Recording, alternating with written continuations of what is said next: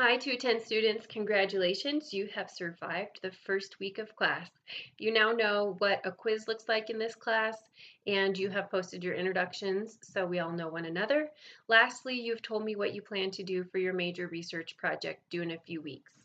My advice for you, which I've given many of you in the feedback in the gradebook area, is to start your service learning early, sooner rather than later. A lot of schools have standardized testing coming up next month in April, so you'll want to get going on that as soon as you can. And for those of you that chose to do the research project, just make sure that it's cross-cultural and has an outside component. So an outside project is anything that doesn't involve reading a journal article. It can be reading a book, watching a documentary, interviewing, or observing, anything like that where you collect your own data. If you decide to change between now and the end of the semester from service learning to the research project, don't hesitate to let me know. That's totally fine. If you end up doing your service learning somewhere else or you end up researching something a little different than you originally intended, you don't have to let me know. It's totally fine. But if you have questions along the way, either way, be sure to let me know. I'm here to help provide guidance as much as I can. But generally with the research project, at least people get started and then they kind of realize what direction they want to take it in. They either end up narrowing it down or broadening it a bit. And that's normal and that's totally fine. As we enter week 2, we wrap up critical thinking and multicultural education, although those two themes will be throughout the semester. We're going to enter into ethnicity and race and gender, which are chapters 2 and 4 of your textbook.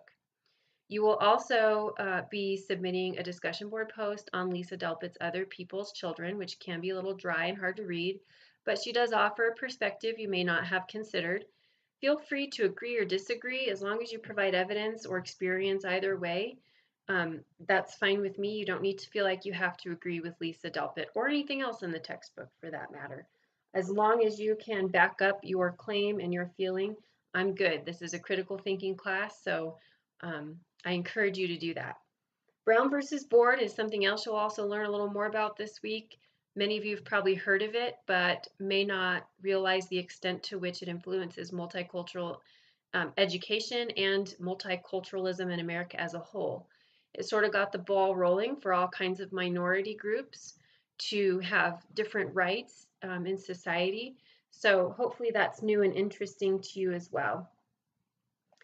I think that's all I have to update you on for now. I'll check back in again Monday of next week. Well, actually, I'll check back in Tuesday. Due dates are always Monday by midnight, and then I'll post another short video describing what to expect for the upcoming week. Another reminder about the discussion board is to post your home discussion as soon as possible so that others have somebody to reply to. Often people wait till the last minute, and I know all of you are in different situations, different time zones, have different work schedules. So the sooner you can get in there and post your home post, the easier it is for everybody to get those 2 additional replies to others in before the week is over. And the week does always just fly by.